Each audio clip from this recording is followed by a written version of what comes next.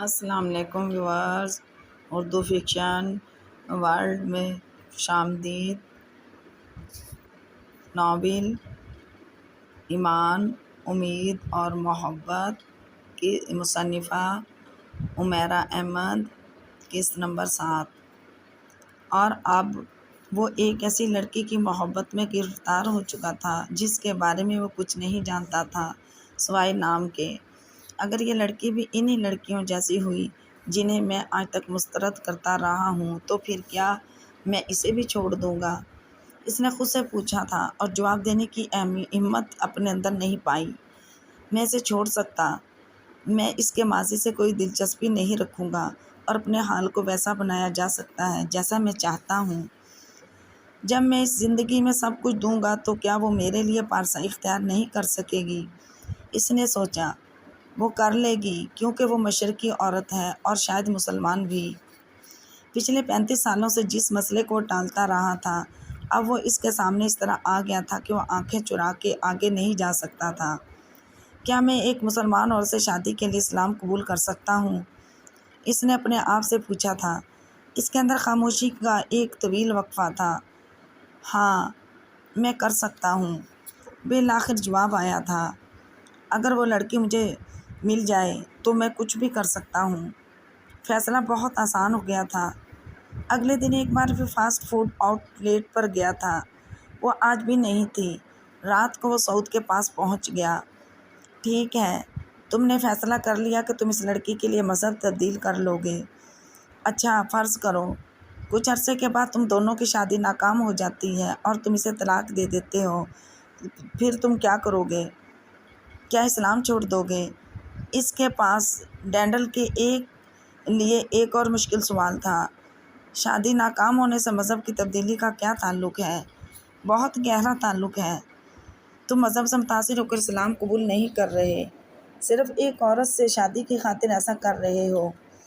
ظاہر ہے اگر وہ عورت تمہارے پاس نہ رہی تو پھر تمہارے مسلمان رہنے کا بھی سوال ہی نہیں پیدا ہوتا۔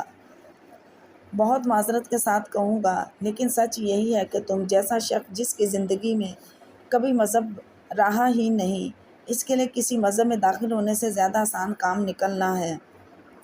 وہ سعود کا چہرہ دیکھتا رہا۔ میرے ذہن میں اس بارے میں کوئی الجھن نہیں ہے۔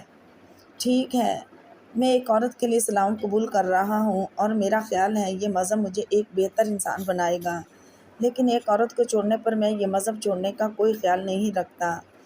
شادی ایک معاشرتی معاملہ ہے مگر مذہب کا تعلق عقائد سے ہوتا ہے۔ پھر تم یہ بات تسلیم کرو کہ بعض معاشرتی معاملات ہمارے عقائد پر اثر انداز ہوتے ہیں۔ کم از کم میں اپنے معاشرتی معاملات کو عقائد پر اثر انداز ہونے نہیں دوں گا۔ میں اس معاملے میں تم سے بحث نہیں کروں گا۔ ٹھیک ہے، ایک فیصلہ اگر تم نے کیا ہے تو میں یہی چاہوں گا کہ تمہیں خدا استقامت اور ثابت قدمی عطا فرمائے، سعود نے بحث ختم کرتے ہوئے کہا۔ اگلی شام وہ سعود کے ساتھ وہاں گیا تھا اور حال میں داخل ہوتے ہی اس کے چہرے پر ایک چمکدار نمودار ہوئی تھی۔ اس نے بے اختیار سعود کا بازو پکڑ لیا۔ وہ واپس آ گئی ہے۔ سعود نے کچھ حیرت کے ساتھ اس کے چہرے کے تاثرات دیکھے۔ چند لمحوں میں ہی اس کے چہرے کی اداسی اور بے چینی ختم ہو گئی تھی۔ سعود نے کاؤنٹر کی طرف دیکھا۔ وہاں بہت سی لڑکیاں نظر آ رہی تھیں۔ ڈینڈل اسے اپنے ساتھ لے کر ایک لڑکی طرف بڑھ گیا۔ اس نے سر اٹھا کر ڈینڈل کو اپنی طرف آتے دیکھا اور مسکرائی۔ ڈینڈل نے آرڈر نوٹ کروانے کے بجائے بے تابی سے اس سے پوچھا، آپ ایک ہفتہ سے کہاں تھیں؟ اس لڑکی کے چہرے پر مسکراہٹ غائب ہو گئی۔ کچھ نہ سمجھنے والے انداز میں وہ ڈینڈل اور سعود کا چہرہ دیکھتی رہی۔ سعود نے بر وقت مداخلت کی اور آرڈر نوٹ کروانا شروع کر دیا۔ وہ وہاں سے چلی گئی تھی۔ ڈینڈل، خود پر قابو رکھو، تمہاری اس کے ساتھ اتنی جان پہچان نہیں ہے کہ تم اس کے یہاں نہ ہونے کے بارے میں اس طرح پوچھنے لگو۔ سعود نے اسے کچھ سرزش کی۔ 10 منٹ کے بعد وہ دوبارہ ٹرے کے ساتھ نمودار ہوئی۔ اس بار اس لڑکی نے ڈینڈل کی طرف دیکھنے کی کوشش کی تھی، نہ ہی وہ مسکرائی تھی۔ خاموشی کے ساتھ اس نے آرڈر شروع کیا اور پیچھے ہٹ گئی۔ وہ دونوں اپنی ٹرے اٹھا کر ایک قریبی ٹیبل پر پہنچ گئے۔ تو یہ امید عالم ہے؟ ہاں، ڈینڈل نے دور کا کاؤنٹر پر اس پر نظریں جماتے ہوئے کہا۔ ٹھیک ہے، میں اس کے بارے میں اتا پتہ کرنے کی کوشش کروں گا، مگر کیا یہ بہتر نہیں ہے کہ تم اسے سے شادی کا پرپوزل دو؟ कम अज़ कम इसका रद्द अमल तो मालूम हो सकेगा। सऊद ने इसे मशवरा दिया था। शादी का प्रपोज़ल, ठीक है, मैं इसे आज प्रपोज़ कर दूंगा। वो अब भी इसे ही देख रहा था। सऊद को डेंडल की बेख्तियारी पर हैरत हो रही थी। वो बहुत संजीदा और रिसीवर किस्म का आदमी था। किसी लड़की के बारे में इस तरह का वल्लाहना अंदाज सऊद के लिए नया था। इस वक्त सऊद को यूँ लग रहा था जैसे डेंडल पूरी तरह से सहरज़दा है। इसने एक लम्हे के लिए भी बात करते हुए इस लड़की से नज़रें नहीं हटाई थी, यूँ जैसे इसे खौफ हो कि वो दोबारा गुम हो जाएगी। सऊद आध घंटा और बैठा था, फिर उठकर चला गया था, जबकि डेंडल वहीं बैठा रहा था। रात को इस वक्त से पहले जब वो चली जाया करती थी, वो उठकर इसकी तरफ आया था। इस बार इस लड़की ने कुछ उलझन भरी नज़रों से इसे देखा। उम्मीद, क्या आप मुझसे शादी करेंगी? इसने लड़की को पत्थर के बुत की तरह साख्त होते देखा। चंद लम्हे वो सांस रोक के इसी तरह खड़ी रही, फिर वो बड़ी तेज़ी से काउंटर के पीछे दरवाजे से गायब हो गई। डेंडल कुछ देर इसका इंतज़ार करता रहा, मगर वो दोबारा नमूदार नहीं हुई। वो कुछ बेचैन और मायूस होकर बाहर अपनी गाड़ी में आकर बैठ गया। कुछ देर बाद वो मामूल के मुताबिक बाहर रेस्टोरेंट की गाड़ी में आकर बैठ गई। डेंडल ने हमेशा की तरह गाड़ी का ताक़ुबा हॉस्टल तक किया, फिर वापस घर आ गया। घर आने के बाद इसने फ़ोन पर सऊद को इसके रद्द अमल के बारे में बताया। अच्छा ठीक है, अब तुम इसके बारे में कुछ मालूमात हासिल करने की कोशिश करता हूँ, तुम परेशान मत हो। सऊद ने इसे तसल्ली देकर फ़ोन बंद कर दिया। अगले दिन वो अपने मामूल के मुताबिक ऑफिस से फारिग होने के बाद वो दोबारा वहीं गया था और यह देखकर बेचैन हो गया कि वो एक बार फिर काउंटर पर नज़र नहीं आ रही थी। उम्मीद आलम, उन्होंने कल जॉब छोड़ दी। इसके पैरों तले से जैसे किसी ने ज़मीन खींच ली थी। पता नहीं क्यों इसे महसूस हुआ था कि इसने इसी की वजह से जॉब छोड़ी थी। वो चंद लम्हे कुछ कहे बगैर काउंटर पर खड़ा रहा, फिर बाहर निकल आया और बाहर निकलते ही वो सीधा इस हॉस्टल गया था जहाँ वो रहती थी। चौकीदार से इसने उम्मीद के बारे में पूछा और चौकीदार ने कदर सख्त लहजे में इससे कहा, वो कल हॉस्टल छोड़कर जा चुकी हैं। कहाँ चली गईं? इसकी जैसे जान पर बन आई थी। यह हमें नहीं पता। चौकीदार ने सर्दमोहरी से जवाब देते हुए गेट बंद कर लिया। वो पता नहीं कितनी देर सुन ज़हन के साथ गेट के बाहर खड़ा रहा था। इसकी समझ में नहीं आ रहा था कि अब वो क्या करे, इसे किस तरह और कहाँ ढूंढे। फिर पता नहीं किस ख्याल के तहत इसने एक बार फिर गेट बजाया। चौकीदार बाहर निकला। क्या उम्मीद आलिम मुसलमान है? चौकीदार ने कुछ हैरानी के साथ एक सवाल पर इसे देखा। हाँ, वो मुसलमान है। वो अपनी गाड़ी की तरफ पलट आया। वो नहीं जानता वो कौन से इलाके की कौन सी मस्जिद थी। इसे सिर्फ ये याद था कि कई घंटे सड़क पर बेमकसद गाड़ी चलाने के बाद इसने एक बहुत बड़ी मस्जिद देखी और इसने वहाँ गाड़ी रोक दी। मस्जिद के अंदर जाकर इसने इमाम से मुलाकात की थी और अपने आने का मकसद बताया। इमाम मस्जिद बहुत देर हैरानी से इसे देखते रहे, फिर उन्होंने मस्जिद में इस वक्त मौजूद चंद लोगों को डेंडल एडगर के आने की वजह बताई थी। डेंडल ने इन सब के चेहरों पर इतनी ही हैरानी देखी। वो बड़े सब्र से इनको कुछ फासले पर एक दूसरे से बातें करता देखता रहा। चंद मिनटों बाद वो बिलाखिर इसकी तरफ आए और गर्म जोशी के साथ इससे हाथ मिलाया। एक घंटे के बाद डेंडल एडगर इमाम अली की सूरत में इस मस्जिद के हाल में कुछ दूसरे लोगों के साथ इन्हीं की पैरवी में नमाज अदा कर रहा था। दुआ मांगते हुए इमाम की दुआ ख़त्म हो जाने के बाद इसने एक दुआ और मांगी थी और इसके बाद आमीन कहा था। वहाँ से वापस आकर इसने सऊद इर्तज़ा को फ़ोन करके सब कुछ बता दिया था। डेंडल नहीं, इमाम अली, मैं जो काम करना चाहता था वो कर चुका हूँ। जल्द क्या है या देर से, इसका फ़ैसला वक्त करेगा। मैं सिर्फ ये चाहता हूँ कि तुम मुझे बता दो कि उम्मीद को ढूंढने के सिलसिले में तुम मेरी क्या मदद कर सकते हो। इसके अलावा मैं ऐसे किसी आलम से भी मिलना चाहता हूँ जो मुझे कुछ रहनुमाई फराहम कर सके। सऊद कस के लहजे में मौजूद सुकून और इत्मीनान ने हैरान किया। अगले दिन दोनों की मुलाकात ईमान के ऑफिस में हुई थी। सऊद ने इसे गले लगाकर मुबारकबाद दी। मैं अभी किसी पर अपनी मज़हब की तब्दीली का इंकशाफ नहीं चाहता। तवक्का रखता हूँ कि तुम इस बात का ख्याल रखोगे। इसने बात का आगाज़ करते हुए सऊद को हदायत दी। ठीक है, तुम्हें इस बारे में परेशान होने की ज़रूरत नहीं है। जहाँ तक उम्मीद का ताल्लुक़ है तो कल तक तुम्हें इसके बारे में पता चल जाएगा। आज शाम को मेरे साथ चलना, मैं तुम्हें एक स्कॉलर से मिलवाऊँगा। सऊद ने उठने से पहले कहा था। शाम को वो सऊद के साथ स्कॉलर के पास गया था जिसका सऊद ने जिक्र किया था। एक निस्बतन गैर मारूफ इलाके में एक छोटे से मगर बहुत उम्दगी से बने हुए घर में वे एक दराज कामत सांवले रंगत के बारिश आदमी से मिला था जिसने मसाफा करने के बाद इसको गले लगाया था। वो इसे अंदर अपने ڈرائنگ روم میں لے گیا تھا، جہاں کی سب سے نمایاں اور خاص بات وہاں کی سادگی اور کتابوں کی تعداد تھی۔ ان کے اندر بیٹھتے ہی ایک ملازم ایک ٹرے میں کھانے پینے کی کچھ چیزیں لے آیا تھا۔ ایمان اپنی نظریں اپنے سامنے بیٹھے ہوئے شخص پر جمائے رہا، جس کا نام ڈاکٹر خورشید اصغر تھا، جبکہ وہ شخص بڑے پرسکون انداز میں ہلکی سی مسکراہٹ کے ساتھ ملازم کو میز پر چیزیں سجاتے دیکھ کر ہدایت دیتا رہا۔ اس شخص کے اندر میں کوئی خاص ٹھہراؤ اور تمکنت تھی جس نے ایمان کو متاثر کیا تھا۔ ملازم کے جانے کے بعد چائے پیتے ہوئے اس پرسکون انداز میں اس نے ایمان علی کو مخاطب کیا، مجھے شرمندگی ہے کہ آپ کے سامنے بہت زیادہ چیزیں پیش نہیں کر سکا۔ اس کی بات پر ایمان کچھ شرمندہ ہو گیا۔ آپ نے پہلے ہی بہت تکلف کیا ہے، اتنے اہتمام کی ضرورت نہیں تھی، چائے کا ایک کپ ہی کافی ہوتا۔ یہ تمام شخص کے لیے نہیں ہے جو مجھ سے کچھ سیکھنے آیا ہے، یہ تمام شخص کے لیے ہے جس سے میں کچھ سیکھنے والا ہوں۔ ایمان چائے پیتے پیتے رک گیا۔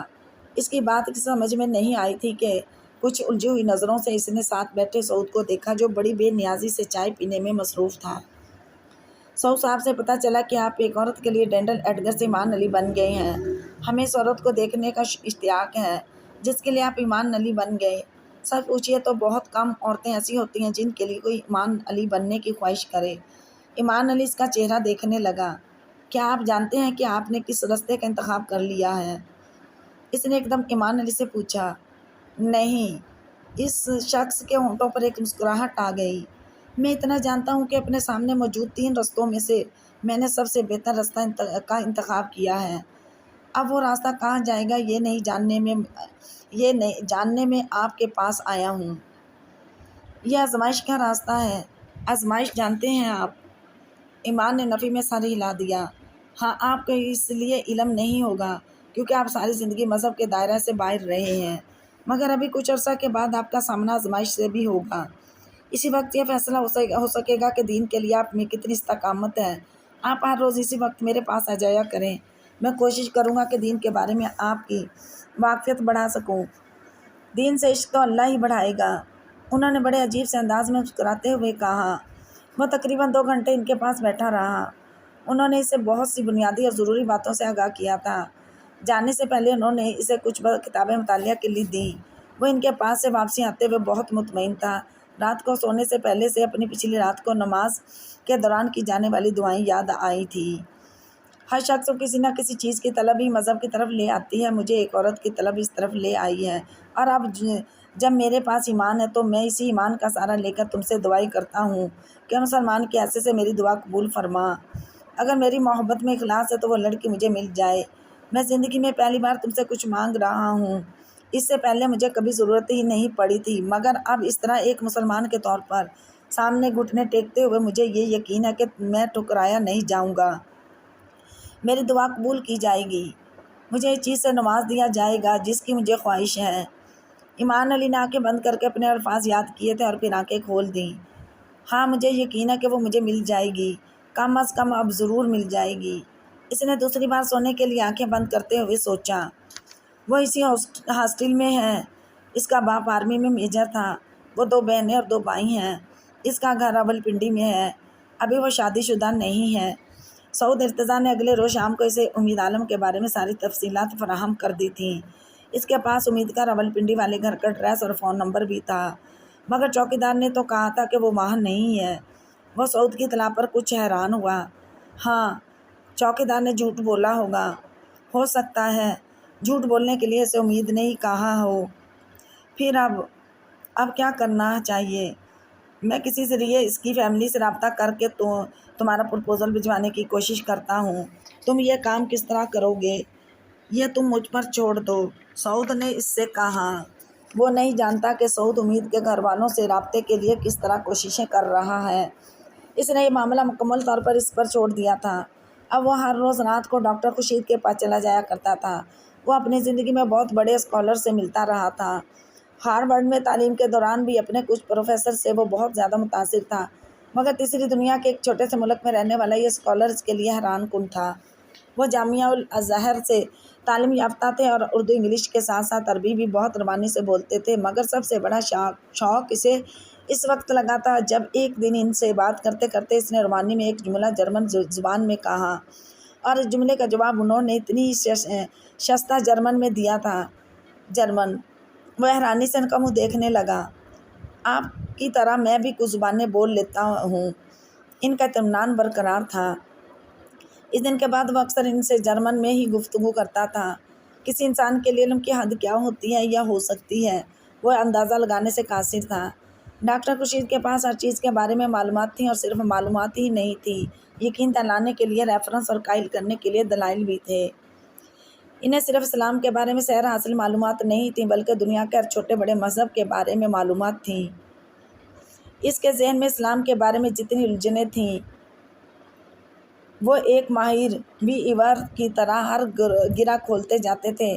بعض دفعہ وہ ان کی باتوں پر لاجواب ہو جاتا تھا، اور جب وہ ان کی تعریف کرتا تو وہ کہتے، کوئی دلیل لاجواب نہیں کر سکتی جب تک دلیل میں طاقت نہ ہو۔ میرا دین دلیل کا دین ہے، منطق کا دین ہے۔ سڑک پر بیٹھا ہوا ایک ان پڑھ مسلمان بھی اگر دین کا علم اور شعور رکھتا ہو تو وہ بھی کسی کو اسی طرح لاجواب کر دے گا، کیونکہ جس ذریعے سے ہم دلیل لیتے ہیں وہ قرآن ہے، خدا ہے، پیغمبر ہے، اسلام ہے۔ پھر دلیل لاجواب کیوں نہیں کرے گی؟ جب سارے ذرائع آسمانی ہوں تو ہم انسان جو زمین کی مخلوق ہیں وہ ماننے پر مجبور ہو جاتے ہیں۔ وہ ان کی باتوں پر جتنا غور کرتا اتنا اس کا ذہن صاف ہو جاتا۔ وہ دو قسم کی زمین ہوتی ہیں، ایک وہ جو بنجر ہوتی ہے، کسی بھی موسم کی بارش وہاں کتنا ہی کیوں نہ پانی برسا دے، اس زمین کو بنجر ہی رہنا ہے، وہاں ہریالی نہیں ہو سکتی۔ دوسری زمین زرخیز ہوتی ہے، پانی کا ہلکا سا چھینٹا بھی وہاں ہریالی لے آئے گا، مگر ضرورت صرف ہریالی کی تو نہیں ہوتی، اس ہریالی کی ضرورت ہوتی ہے جس سے کوئی فائدہ حاصل ہو، ورنہ ہریالی میں تو زہریلی جڑی بوٹیاں اور کانٹے دار جھاڑیاں بھی شامل ہوتی ہیں۔ توجہ اور احتیاط نہ کی جائے تو زرخیز زمین پر یہ دونوں چیزیں بہت افراد میں آ جاتی ہیں، اس لیے ضروری ہو جاتا ہے کہ صرف پانی نہ دیا جائے، زمین کی زرخیزی کو اچھی طریقے سے استعمال بھی کیا جائے۔ آپ کو بھی اللہ نے ایسا ہی زرخیز دماغ اور روح دی۔ اب آپ یہ پر فرض ہے کہ آپ اپنے آپ کو ایسی نقصان دہ جڑی بوٹیوں اور کانٹے دار جھاڑیوں سے بچائیں، اس ہریالی کی حفاظت کریں جو آپ کی زندگی کو ایک نئی سمت دے رہی ہے، اور آپ کے لیے کوئی مشکل کام نہیں ہے، آپ کر لیں گے۔ وہ اتنے یقین سے کہتے کہ اسے حیرانی ہونے لگتی۔ اس ایمان، اس اعتماد اور اس یقین پر جو انہیں اس پر تھا، وہ ان کے پاس آنے والا واحد نو مسلم غیر ملکی نہیں تھا۔ انہوں نے اسے دوسرے بہت سے نو مسلموں سے بھی ملوایا تھا جو اس کی طرح اسلام قبول کرنے کے بعد ان کے پاس رہنمائی کے لیے آیا کرتے تھے۔ اسے احساس ہو رہا تھا کہ اس کی زندگی آہستہ آہستہ تبدیل ہو رہی ہے۔ مذہب کا نہ ہونا اور مذہب کا ہونا دو مختلف تجربات ہیں، اور مذہب کے ہونے کا تجربہ نہ ہونے کے تجربے سے زیادہ بامعنی، پرلطف اور بامقصد تھا۔ میں نے کبھی زندگی میں مذہب کی ضرورت ہی محسوس نہیں کی۔ خدا پر یقین ضرور رکھتا تھا اور یہ بھی سمجھتا تھا کہ سارے مذہب اللہ کی طرف سے ہیں، مگر خود میں کبھی بھی کسی مذہب سے اتنا پیار، متاثر یا سحرزدہ نہیں ہوا کہ مذہب قبول کر لیتا، اور دراصل اس سے میری زندگی میں کوئی خاص فرق بھی نہیں پڑا۔ میں بہت اچھی زندگی گزار رہا تھا، مجھے کبھی کسی کامیابی کے حصول کے مذہب کا سہارا لینے کی ضرورت نہیں پڑی، نہ ہی اللہ کو پکارنا پڑا۔ آپ خود سوچیں، صورت اور ان حالات میں مذہب ایک ضرورت تو نہیں رہتی، بس ایک اختیاری چیز بن جاتی ہے جس کے ہونے یا نہ ہونے سے زندگی میں کوئی زیادہ فرق نہیں پڑتا۔ وہ الجھے انداز میں ان سے کہتا اور وہ پرسکون انداز میں مسکراتے ہوئے اس کی بات سنتے رہتے۔ آپ کی خوش قسمتی یہ ہے کہ اللہ نے آپ کو ہمیشہ ہی صراط مستقیم پر رکھا، مگر کسی آزمائش میں نہیں ڈالا، اس لیے آپ نے یہ سوچ لیا کہ مذہب کی ضرورت ہی نہیں ہے۔ صرف تمام مذاہب کا احترام کرنے اور اللہ کے وجود کو مان لینے سے کام چل جائے گا۔ آپ کو آزمائش میں نہیں ڈالا تو اس کا مطلب یہ نہیں ہے کہ آپ کو آزمائش میں کبھی بھی ڈالا نہیں جائے گا۔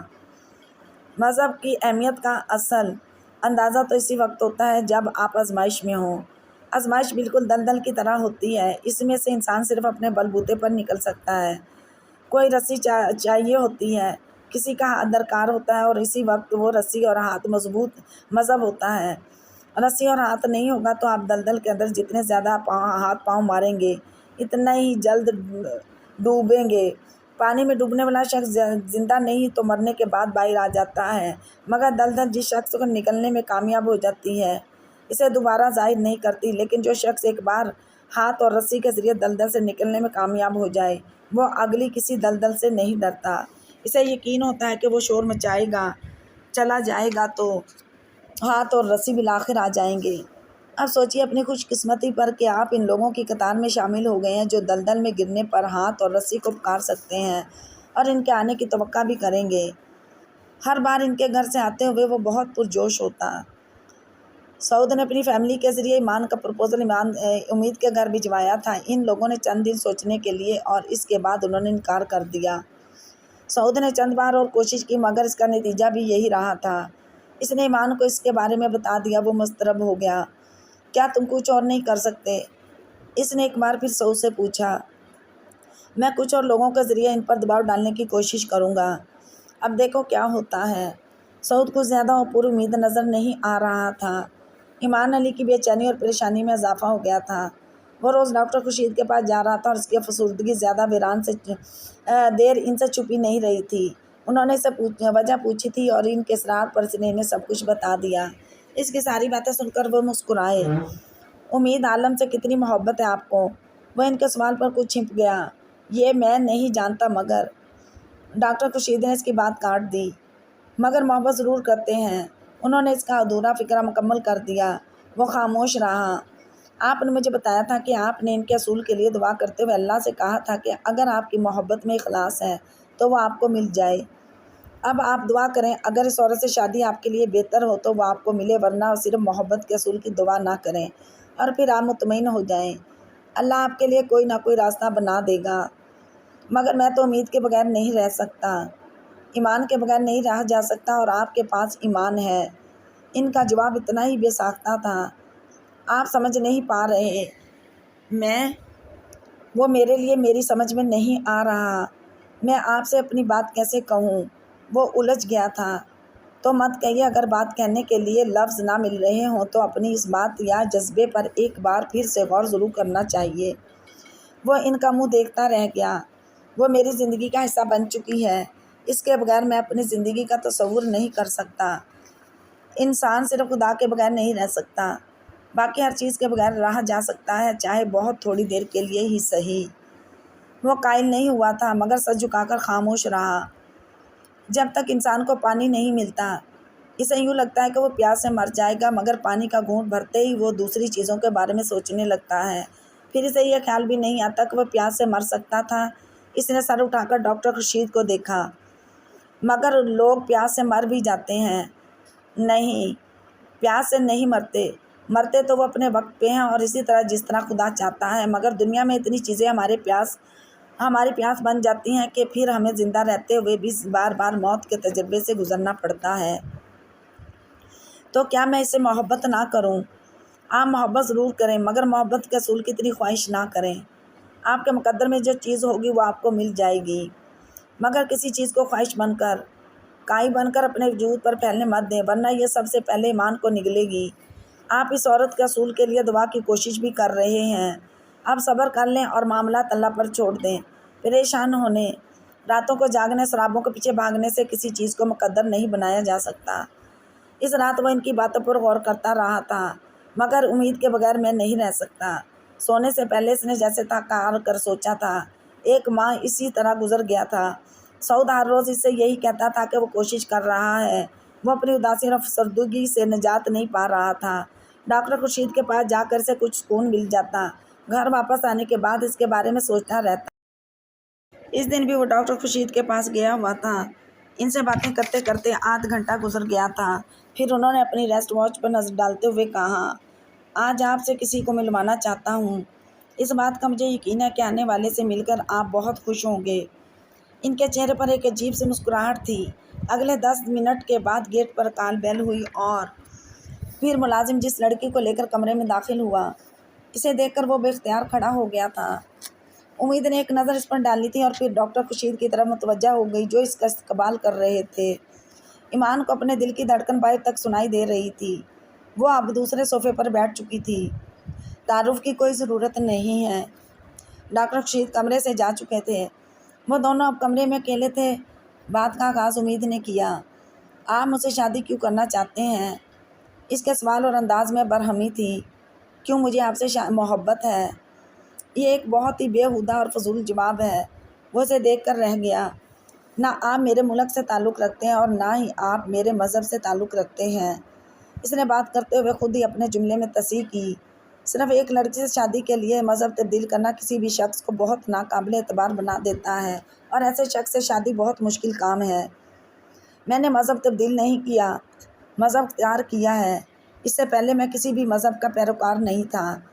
جو بھی ہے، لیکن میں مسلمان ہوں، اور ایک ایسے شخص سے شادی کر لینا جسے اسلام قبول کیے 4 دن ہوئے ہوں، بہت مشکل کام ہے۔ میں زندگی میں رسک نہیں لیا کرتی، اور پھر ایک ایسے شخص کے لیے جسے میں جانتی نہیں ہوں، جس کا کوئی اتا پتہ نہیں ہے، اس کے ساتھ شادی کیسے ہو سکتی ہے؟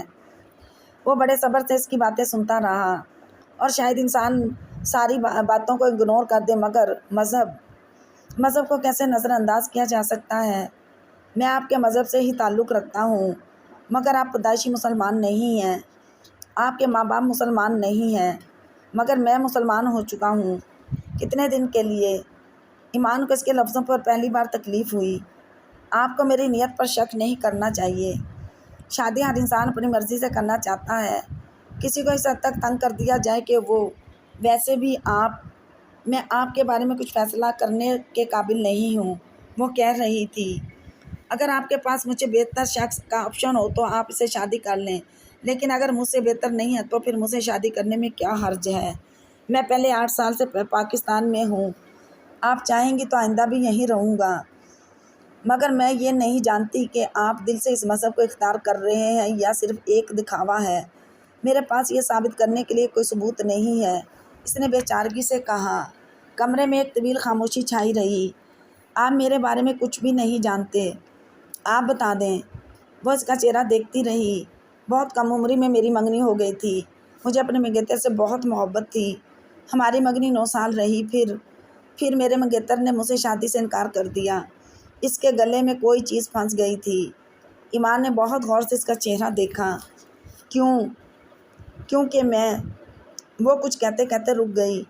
یہ بتانا ضروری نہیں، آپ کچھ بھی سمجھ لیں، کچھ بھی سوچ لیں، مگر بہرحال اس نے مجھ سے شادی نہیں کی۔ ٹھیک ہے، میں سمجھ لیتا ہوں کہ آپ کی شادی مجھ سے ہونی تھی، اس لیے آپ کے منگیتر سے نہیں ہو سکی۔ اس نے امید کے چہرے پر جھنجھلاہٹ دیکھی تھی۔ کمرے میں ایک بار پھر طویل خاموشی چھا گئی تھی، اور اس خاموشی کو اس بار ڈاکٹر خورشید نے توڑا تھا۔ وہ کمرے میں آ گئے تھے۔ تو پھر کیا طے کیا تم لوگوں نے؟ انہوں نے بہت نارمل انداز میں اس طرح کہا جیسے وہ دونوں اسی مقصد کے لیے یہاں اکٹھے کیے گئے ہوں۔ امید نے کچھ نہیں کہا تھا۔ ایمان بھی خاموش رہا۔ امید، آپ نے ایمان علی سے بات کر لی؟ انہوں نے نرم آواز میں اس سے پوچھا۔ ہاں، میری کچھ شرائط ہیں۔ ایمان نے سر اٹھا کر اسے دیکھا، اور وہ بے حد الجھی ہوئی نظر آ رہی تھی۔ کیا ایمان علی کو شرائط قبول ہیں؟ اس بار ڈاکٹر خورشید نے ایمان کو دیکھا تھا۔ میں نے ابھی انہیں اپنی شرائط سے آگاہ نہیں کیا، مگر میں بغیر جانے ہی ان کی شرائط ماننے پر تیار ہوں۔ ایمان نے کہا تھا، آپ پہلے شرائط سن لیں، اس کے بعد کوئی فیصلہ کریں۔ امید کا لہجہ ترش تھا۔ یہ اسلام قبول کر چکے ہیں تو 1 سال تک یہ اسلام کے بارے میں سب کچھ جانیں اور اسلامی تعلیمات پر عمل کریں۔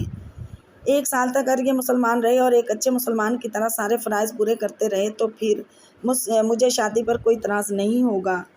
دوسری شرط یہ ہے کہ 1 سال کے دوران یہ مجھ سے کوئی رابطہ نہ رکھیں۔ وہ سر اٹھا کر ایمان کو دیکھ رہی تھی۔ تو ایمان، آپ ان شرائط کے بارے میں کیا کہتے ہیں؟ ڈاکٹر خورشید نے اس سے پوچھا۔ میں پہلے ہی کہہ چکا ہوں، مجھے کوئی اعتراض نہیں ہے، ساری شرائط قبول ہیں۔ وہ بے حد پرسکون نظر آ رہا تھا۔ مگر کیا میں یہ سمجھ لوں کہ ان شرائط کو پورا کرنے کے بعد آپ مجھ سے شادی کر لیں گی؟ اس بار اس نے امید سے پوچھا۔ ہاں، وہ اس کی طرف دیکھے بغیر اٹھ کر کھڑی ہو گئی۔ ڈاکٹر خورشید اسے بائی تک چھوڑنے گئے۔ ایمان کو یقین نہیں آیا تھا کہ وہی اس کے پاس آئی تھی۔ اس سے اندازہ نہیں ہو سکا کہ وہ کس حد تک خوش تھا، مگر وہ یہ ضرور جانتا تھا کہ اس کا ملال اور افسردگی ختم ہو چکی تھی۔ یہ تو صرف 1 سال کی بات ہے، میں تمہارے لیے ساری زندگی انتظار کر سکتا ہوں۔ اس کے جانے کے بعد اس نے مسکراتے ہوئے زیر لب کہا تھا۔ ڈاکٹر خورشید واپس کمرے میں آ گئے۔ ان کے چہرے پر بہت ہی معنی خیز مسکراہٹ تھی۔ تو ایمان علی، کیا 1 سال انتظار کر پائیں گے؟ ہاں، کر لوں گا۔ اس کی آواز بے حد مستحکم تھی۔ وہ چاہتی ہے کہ آپ میں دین کے لیے استقامت اور ثابت قدمی پیدا ہو جائے۔ انہوں نے بیٹھتے ہوئے جیسے وضاحت کی۔ نہیں، ایمان نے مسکراتے ہوئے کہا، وہ چاہتی ہے میں اسے بھول جاؤں۔ اس کا خیال ہے کہ 1 سال میں اس سے رابطہ رکھوں گا، نہ اسے دیکھوں گا تو پھر اس کے بارے میں سوچنا بھی ختم کر دوں گا، مگر اسے میری محبت کا اندازہ نہیں ہے۔ وہ کہتے ہوئے اٹھ کھڑا ہو گیا۔ ڈاکٹر خورشید اسے گہری نظروں سے دیکھتے رہے۔ 1 سال گزرا تھا، اسے اندازہ نہیں ہوا، مگر 1 سال کے دوران اس نے ڈاکٹر خورشید کی بتائی ہوئی ہر بات پر عمل کیا۔ کبھی کبھار پارٹیز میں پینے والی شراب اس نے چھوڑ دی، اپنی سیکرٹری کے ساتھ میل جول ختم کر دیا۔ وہ ہر رات ڈاکٹر خورشید کے پاس آتا اور انہیں اپنے پورے دن کی رویداد سناتا۔ زندگی میں چھوٹے موٹے مسائل کو وہ کبھی خاطر میں نہیں لایا تھا، مگر اب انہی مسائل کو وہ نئے سرے سے دیکھنے لگا تھا۔ اس کے اندر پہلے سے زیادہ برداشت آ گئی تھی، اس کی اخلاقی اقدار میں بہت سی تبدیلیاں آ گئی تھیں۔ اسے آہستہ آہستہ احساس ہونے لگا تھا کہ وہ نادانستہ طور پر دنیا کی سب سے بڑی نعمت کو پا بیٹھا تھا۔ مسلمان ہوتا اور ایمان حاصل کرنا ہر انسان کے مقدر میں نہیں ہوتا۔ اسے اس عورت پر اور پیار آتا جس کے اصول کی خواہش نے اسے مسلمان ہونے پر مجبور کیا تھا، اور مسلمان بننے کے بعد وہ جیسے مقام پر پہنچ گیا تھا۔ اپنے والدین کو اس نے مذہب کی تبدیلی کے بارے میں نہیں بتایا تھا، مگر انہیں اس نے یہ ضرور بتا دیا تھا کہ وہ کچھ عرصہ کے بعد پاکستان میں ہی ایک مسلمان لڑکی سے شادی کرنے والا ہے۔ مسلمان لڑکی سے شادی؟ کیا تم مسلمان ہو جاؤ گے؟ اس کے باپ کو جیسے یکدم ایک خوف نے ستایا تھا۔ نہیں، میں ایسے ہی رہوں گا جیسے اب ہوں، اور وہ اپنے مذہب پر قائم رہے گی۔ اس معاملے میں ہم نے سمجھوتا کر لیا ہے۔ اس نے ماں باپ کو مطمئن کرنے کے لیے جھوٹ بول دیا۔ ان دونوں کے ذہن میں اس لڑکی کے حوالے سے کچھ خدشات ابھرے، مگر ایمان نے انہیں اس بارے میں بھی تسلیاں اور دلاسے دے کر مطمئن کر دیا۔ جس شام وہ ڈاکٹر خورشید کے گھر اس سے ملنے آئی تھی، اس تاریخ سے پورے 1 سال بعد اس نے ایک کارڈ راولپنڈی امید کے گھر بھجوا دیا تھا۔ اسی شام ڈاکٹر خورشید نے امید کے بھائی سے بات کی تھی۔ 2 دن کے بعد وہ لاہور آئی تھی۔ ایک بار پھر ڈاکٹر خورشید کے گھر دونوں کی ملاقات ہوئی تھی۔ پورے 1 سال کے بعد بھی اسے دیکھنے کے بعد اسے یوں لگا تھا جیسے ایمان نے اسے کل ہی دیکھا ہو۔ وہ اس کے ذہن، اس کے تصور سے کبھی نہیں ہٹی تھی۔ 1 سال گزر گیا، میں اب بھی مسلمان ہوں۔ ثابت ہوا کہ میرا ایمان کوئی فریب نہیں اور میری نیت میں کوئی کھوٹ نہیں۔ 1 سال کے دوران میں نے وہ سب کچھ کیا ہے جو ایک مسلمان کرتا ہے۔ نماز بھی پڑھی ہے، روزے بھی رکھے ہیں، کوئی حرام چیز نہیں کھائی، شراب نہیں پی، اپنے گرل فرینڈ کو بھی چھوڑ چکا ہوں، قرآن پاک بھی پڑھ چکا ہوں۔ دین کے بارے میں آپ مجھے کسی بات سے بے خبر نہیں پائیں گی۔ میں نے اپنا وعدہ پورا کیا، اب آپ اپنا وعدہ پورا کریں، اس نے امید سے کہا۔ 3 دن کے بعد راولپنڈی میں ایک سادہ سی تقریب میں اس کا نکاح ہو گیا تھا۔ ایمان علی کی طرف سے شادی میں صرف سعود ارتضیٰ اور ڈاکٹر خورشید نے گواہوں کی حیثیت سے شرکت کی تھی۔ امید کی طرف سے بھی شادی میں صرف اس کے اپنے گھر کے لوگ تھے۔ وہ آج بھی اندازہ نہیں لگا سکتا تھا کہ اس دن وہ کتنا خوش تھا۔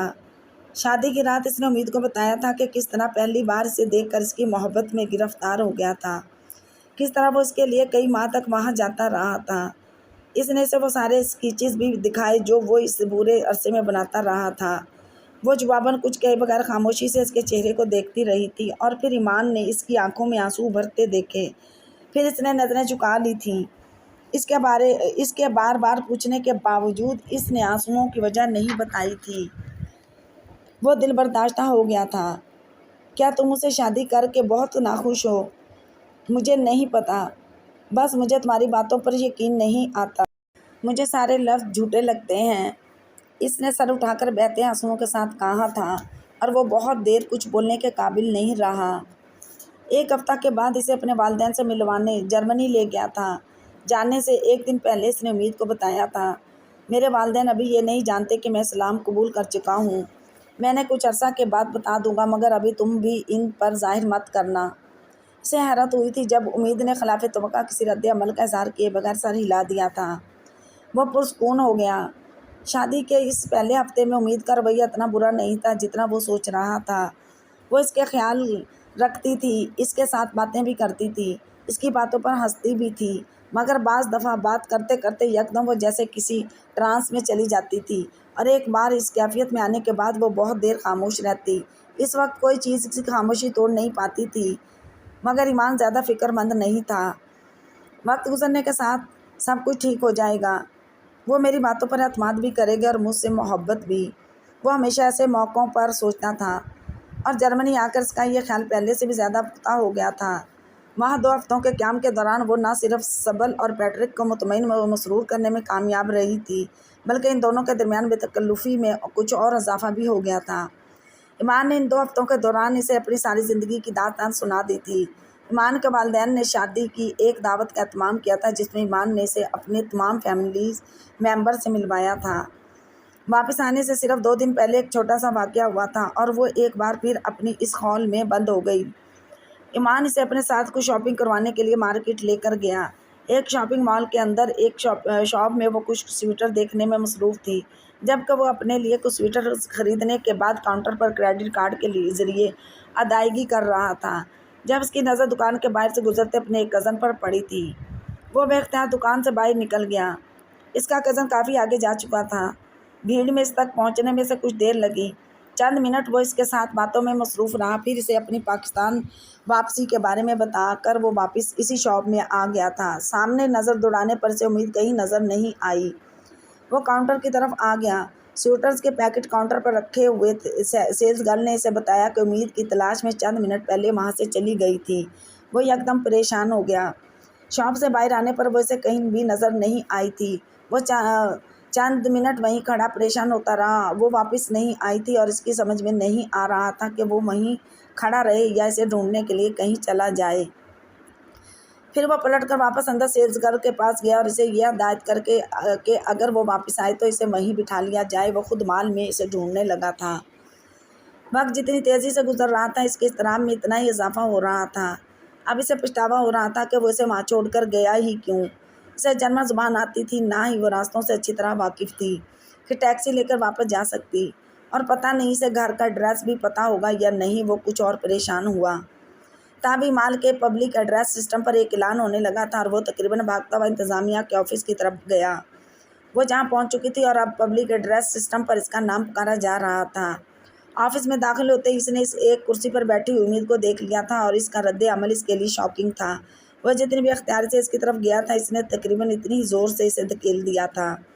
تم میرے پاس مت آؤ، میں تمہاری شکل بھی دیکھنا نہیں چاہتی، اس لیے یہاں لے کر آئے تھے تاکہ مجھے اس طرح چھوڑ کر بھاگ جاؤ۔ وہ یکدم چلانے لگی تھی۔ وہ اس کی باتوں پر ہکا بکا رہ گیا تھا۔ میں جانتی تھی تم مجھے اس طرح چھوڑو گے، تم میرے لیے کبھی بھی مخلص نہیں ہوگے، تم مجھے دھوکہ دو گے، میں نے تم سے شادی کر کے بہت بڑی غلطی کی۔ وہ بات کرتے کرتے پھوٹ کر رونے لگی۔ وہ ہونٹ کاٹتے ہوئے بے بسی سے اسے دیکھتا رہا۔